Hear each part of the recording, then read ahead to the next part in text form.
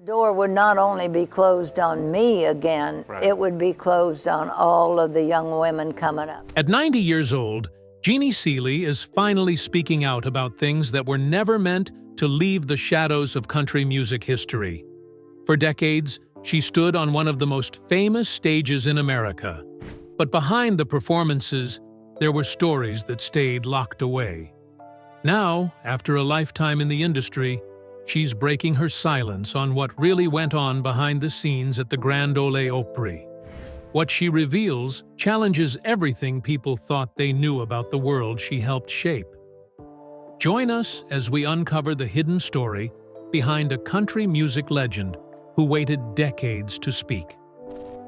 Small-town origins. Jeannie Seely grew up in a working-class steel-town environment in Pennsylvania, and that early life shaped much of her drive. The town she came from was not built around music or the entertainment world.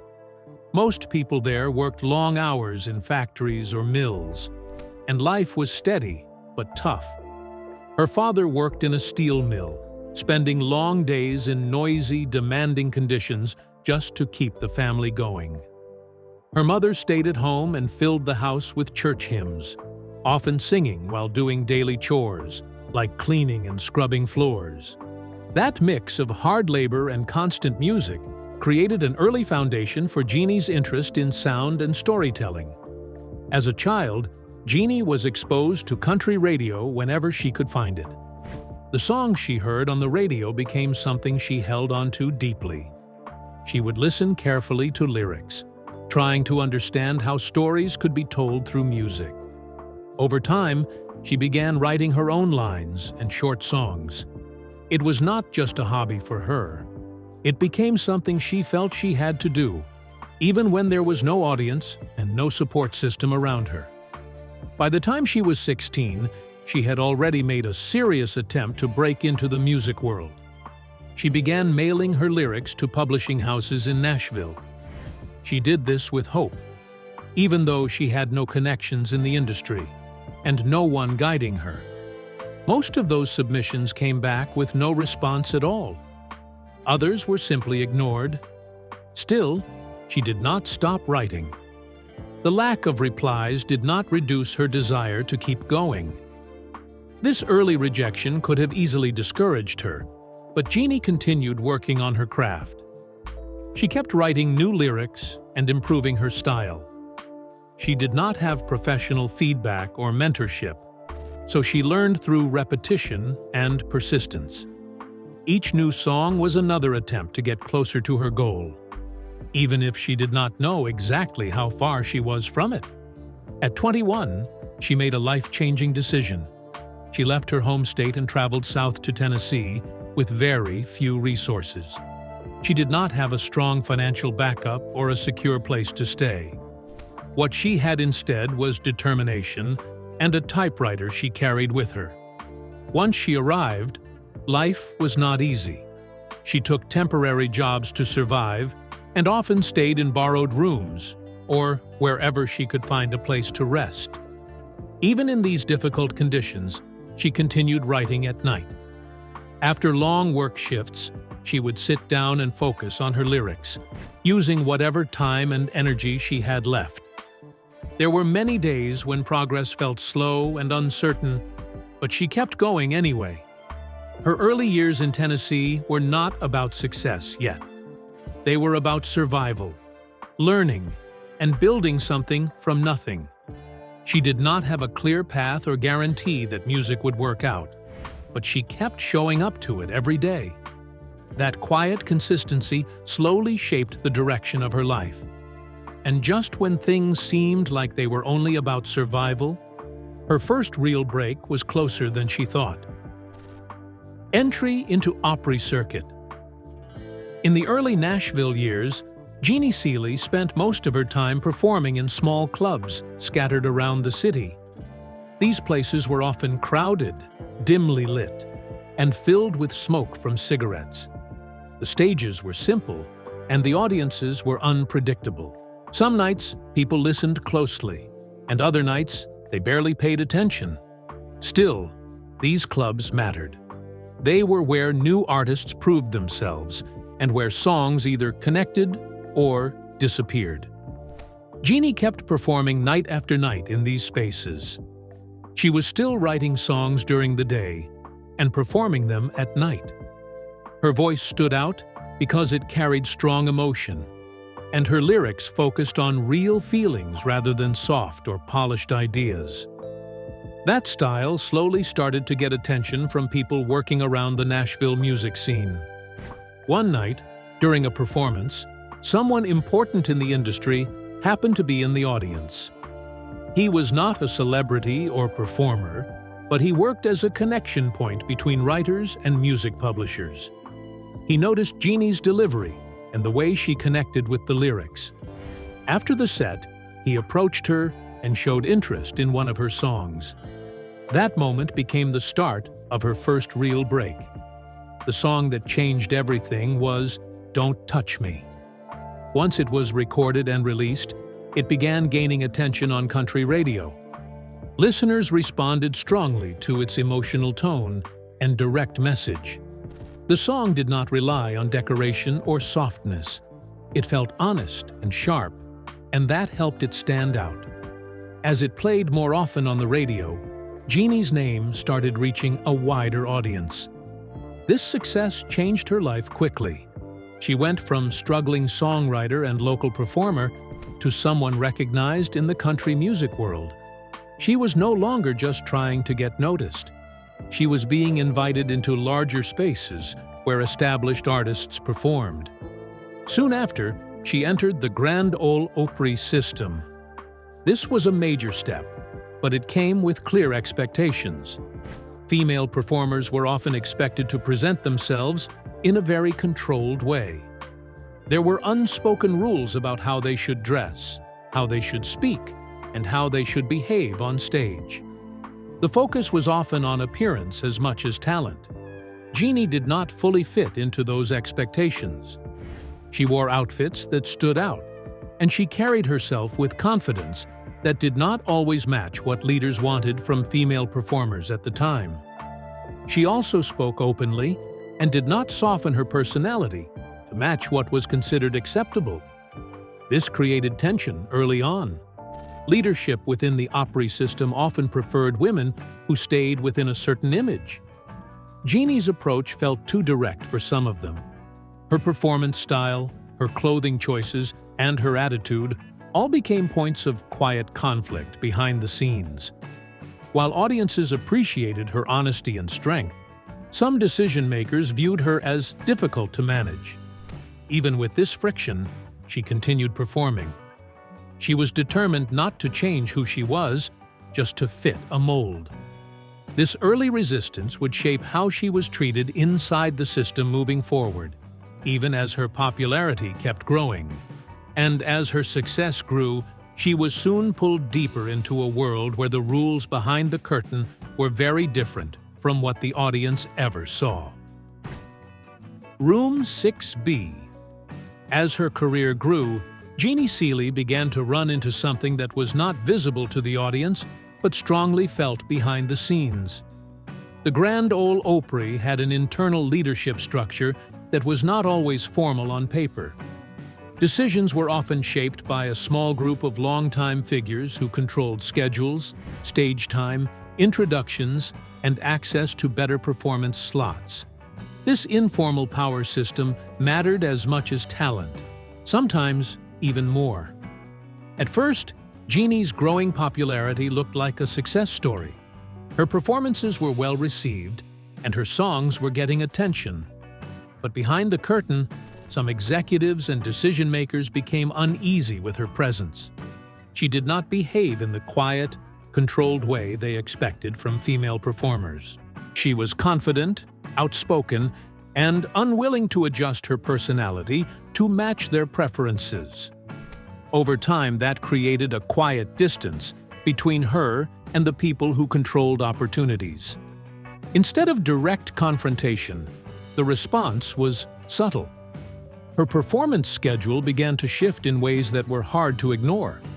She was sometimes placed in less favorable time slots, where audiences were smaller or less engaged. Her stage introductions were shortened or, in some cases, barely mentioned. She was also left out of group promotions or special appearances that included other rising artists. These changes were not officially explained, but they were noticeable. Along with these changes came something more personal. Backstage conversations began to shape a certain image of her. Words like difficult and non-compliant started appearing in whispers among staff and industry contacts. It was not a public label at first, but it spread in quiet ways. This kind of reputation made it harder for her to be fully included in key opportunities, even as her audience continued to grow.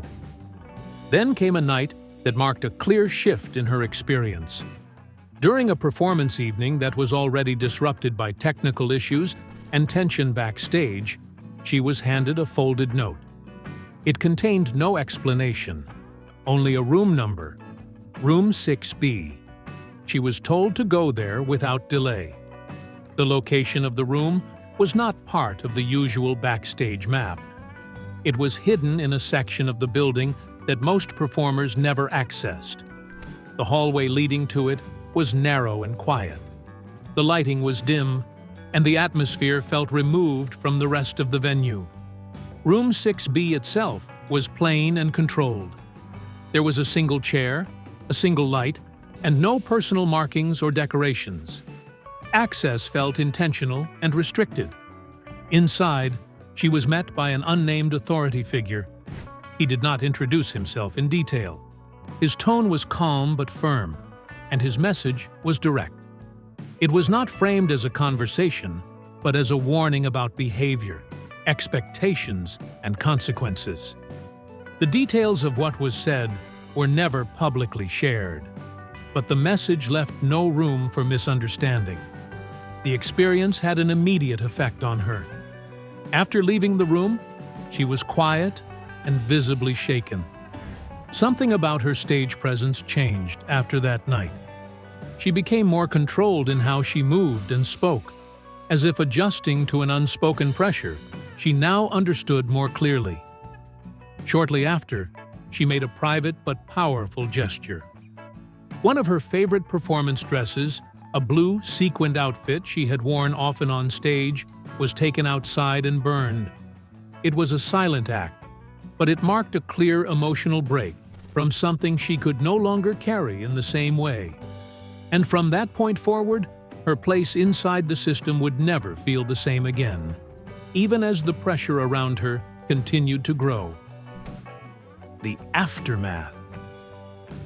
After the incident tied to Room 6B, the career of Jeannie Seely did not stop, but it slowly began to change in ways that were easy to feel but hard to prove. On stage, she still had an audience that liked her. People still came to hear her sing, and her voice still carried the same strength. But behind the scenes, her position inside the system started to shift. One of the first changes was gradual sidelining. She was still booked for performances, but her visibility within major events began to shrink. She was no longer placed in key hosting roles as often as before. In some cases, she was removed from segments she had regularly led. These changes were not announced clearly, and they were often justified with vague scheduling reasons, but the pattern was noticeable over time. There were also moments where her presence on a show felt quietly undermined. In certain performances, introductions were shortened or delayed. At times, technical issues appeared at unexpected moments, like sound levels being adjusted poorly or cues being missed. In some cases, she was replaced in group segments without clear explanation. These replacement incidents created a feeling that her role was no longer stable, even if her audience support remained strong. At the same time, her reputation inside industry circles began to shift. Backstage narratives started to spread more widely, painting her as someone who was hard to work with.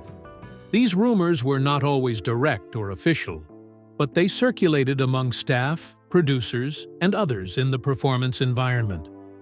Over time, this shaped how she was treated in subtle ways, even by people who had never worked with her directly.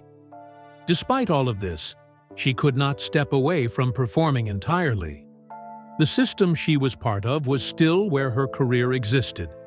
She continued to appear on stage because it was still her profession, her income, and her connection to her audience. But each performance carried a growing sense of tension that she had to manage quietly. During one of these periods, there was a brief hallway encounter with the same unnamed authority figure connected to room 6B. The meeting was short and direct. No long discussion took place. A few carefully chosen words were enough to restate boundaries and expectations. It was not a conversation meant for negotiation. It was a reminder of position and control. After this, her approach began to change. She developed a strategy of silence, endurance, and controlled visibility. She focused on doing her work without drawing extra attention. She limited unnecessary interaction backstage and became more careful about what she said in public or private industry spaces. This was not acceptance of the situation, but a way to continue working within it while protecting herself. Over time, she also began to notice that she was not alone in experiencing these patterns. Other female performers around her faced similar treatment, though often in different forms. Some were gradually pushed out of major roles. Others saw their opportunities reduced or their reputations questioned. The similarities between these experiences became harder to ignore. As these patterns became clearer, she started to understand that what she was going through was not isolated. It was part of a larger system that affected more people than just her, especially women working inside it. And as she continued to move forward inside that system, she began to quietly record more than just her own experience. The letter archive. After the shift in how she was treated following room 6B, Jeannie Seely began doing something very different in private. She started writing everything down. This was not something she had planned from the beginning of her career. It began slowly, after she felt that certain moments in her professional life were being ignored, explained away, or quietly dismissed by others. At first, the written records were simple notes. She would type short descriptions of events that stood out to her. These included backstage interactions, sudden changes in performance plans, and moments where she felt pressure or warning without anything being openly said. Over time, these notes became more detailed and structured. She began using a typewriter to create formal letters. Each one included specific dates, names when she knew them, and clear descriptions of what had happened. She tried to keep the format consistent so that each entry could stand on its own as a record. These were not emotional writings meant for storytelling. They were factual in tone, focused on what was said, what was done, and what changed afterward. To keep these letters safe, she developed a hidden storage system. She placed them in a shoebox and kept it under her bed. The box was not left in plain sight, and she treated it with care. It became a private archive that she did not share with anyone, not even people close to her. It was something she kept fully under her control. Her intention in writing these documents was not revenge. She did not approach it as a way to punish anyone or create public conflict. Instead, she saw it as a way to preserve what she believed was being erased or ignored. In her mind, the purpose was proof. She wanted a clear record of what she experienced, so it would not be reduced to rumors or dismissed later as misunderstanding. As she continued writing, she also began including references to what she observed happening to other artists within the same system. She noted how some performers were treated differently after speaking up or after becoming too independent. She recorded patterns she saw over time, such as sudden changes in scheduling, loss of opportunities, or shifts in how certain artists were spoken about behind the scenes. These observations led her to recognize a repeating pattern. It was not just one type of incident, it was a cycle of silencing, reputation damage, and career limitation that appeared in different forms. Some artists were pushed out quietly, while others were slowly reduced in visibility until they were no longer central to performances. As the years went on, the number of letters in the shoebox grew. What started as a small collection of personal records slowly turned into a much larger archive. Each new entry added another layer of detail. Together, they formed a long timeline of experiences, observations, and changes she had witnessed inside the industry environment she worked in. Even though she kept the archive hidden, she treated it seriously. It was organized, dated, and preserved with care. It became part of her private life, separate from her public performances. While the audience only saw her on stage, this written record showed another side of her life that existed behind closed doors. And as the collection grew, it eventually reached a point where it could no longer remain just personal notes. The fire. In 1991, a serious house fire changed everything for Jeannie Seely in a way she could not have expected. The fire started in the middle of the night and spread quickly through parts of her home. The bedroom area was hit the hardest, and most of the space was destroyed before firefighters could fully bring it under control. Many personal items were lost in the flames. Furniture, clothing, and everyday belongings were either burned or heavily damaged. The physical space she lived in was reduced to ashes and smoke in a short amount of time. It was a sudden and overwhelming event, leaving very little untouched in the affected rooms. But amid all of that damage, one thing stood out. A locked shoebox that she had kept hidden for years survived the fire. It was not completely untouched, but it remained intact enough to be opened later. The outer layer had been affected. A faded scarf wrapped around it was partially burned and melted from the heat. The container itself was also damaged, showing clear signs of exposure to fire and smoke. Still, the contents inside were preserved. The typewritten letters she had spent years creating were still readable. The pages had not been destroyed, even though they had been through extreme heat and pressure. This outcome was unexpected, and it immediately made the box feel even more important to her. After the fire, Jeannie took time to go through the box again. This was the first time she had reread the letters in a long while. Sitting in the aftermath of the damage to her home, she opened the box carefully and went through each page. The experience was emotional, but not in a simple way. It was not just about memory. It was about seeing her past in a fixed, written form that had survived when so much else had not. As she read, her understanding of her own experiences began to shift. Events that once felt confusing or isolated now appeared more structured when seen together in writing. The documentation gave her a clearer view of patterns she had felt but not fully named at the time. It allowed her to separate individual moments from the larger timeline she had recorded over the years. This moment also changed how she thought about the purpose of the archive. What had started as private notes for personal clarity now felt more like something that carried long-term importance. She began to see it as a kind of insurance policy. Not in a financial sense, but as a protected record that could matter in the future if needed. From that point on, her approach shifted. She no longer saw the box as something to simply hide and forget. Instead, she treated it as something that might one day be shared under specific conditions. She did not make any immediate decisions about when or how that would happen, but the idea of possible future disclosure became part of how she viewed it. Even with this change in mindset, she did not make the contents public. The archive remained private, and access stayed completely under her control. She continued to protect it carefully, keeping it separate from her public life and performances. And after the fire, the meaning of what she had preserved quietly became harder to ignore. An archival breach.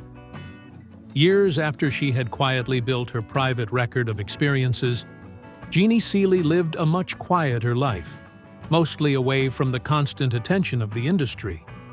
It was during this time that something unexpected happened. A young graduate researcher arrived with questions that would reopen parts of her past she thought were contained. The researcher was studying forgotten female voices in country music. Her focus was not just on popular names, but also on women whose stories had been overlooked or left out of official histories. She came with notes, documents, and a careful interest in understanding how careers were shaped behind the scenes, not just on stage. When she first met Jeannie, the conversation was polite and simple. But at one point, the researcher mentioned something that immediately changed the tone. She said the words, "Room 6B." It was not part of any public record or widely known story. For Jeannie, hearing it spoken out loud after so many years created an immediate pause. It was clear the researcher had come across something she was not expected to find. Soon after, the researcher explained what she had discovered. While going through archival materials connected to the Grand Ole Opry, she found a document that did not belong in its location. It had been placed in a storage section that was meant for stage diagrams and technical records. It was misfiled, hidden among unrelated paperwork, and not labeled in a way that would make it easy to notice. The document itself was a typed letter. It appeared to match Jeannie's writing style from earlier years. It included structured details, dates, and descriptions of backstage interactions. Most importantly, it contained references to a private meeting that matched what was later associated with Room 6B. The letter described alleged pressure, direct warnings, and a forced agreement of silence regarding certain internal matters. When Jeannie heard this, her reaction was quiet but intense. She did not respond immediately. The resurfacing of something she had written decades earlier, now found in an official archive, brought back a part of her life she had kept carefully separated from her present. It confirmed that what she had documented privately had also existed in an institutional space, even if it was not meant to be publicly seen. The researcher explained that the document appeared to have been misplaced during past organizational changes. There was no clear record of how it ended up in that location. It may have been moved during an internal reshuffling of files, or possibly stored there intentionally without proper labeling. Either way, its placement suggested either neglect or deliberate concealment, though there was no official confirmation of either. And as more pieces began to surface, the researcher realized this was only the beginning of what the archives might still be holding. Late life reckoning. By the time she reached 90, Jeannie Seely had moved into a very different phase of her life. She was no longer focused on building her career or protecting her place in the industry. Instead, she was focused on what she had documented over many decades and what it might mean if it were ever fully seen. One of the most important confirmations during this period came from old records and research. It became clear that Room 6B, the space she had been called into years earlier, no longer physically existed in the same way. According to updated building information and internal changes over time, the room had been sealed off or removed during later renovations. There was no public explanation for when or why this happened. It simply disappeared from the usable structure. Despite this, Jeannie still had something that proved it had once existed. She kept a photograph taken during her early years backstage. In the image, part of a door frame and a small label reading 6B could be seen in the background. It was not the focus of the photo, but it was visible enough to confirm that the space had been real at one point in time. This image became one of the few physical pieces of evidence connected to that part of her past. As she continued to reflect on her life, she also began to see the larger pattern more clearly. Over the years, she had observed how female performers were often treated differently within the system she worked in. Some were gradually pushed aside. Others were labeled in ways that affected their careers long-term. Many of her contemporaries had either passed away, left the industry quietly, or were no longer spoken about in the same way they once had been. She also released a self-published memoir.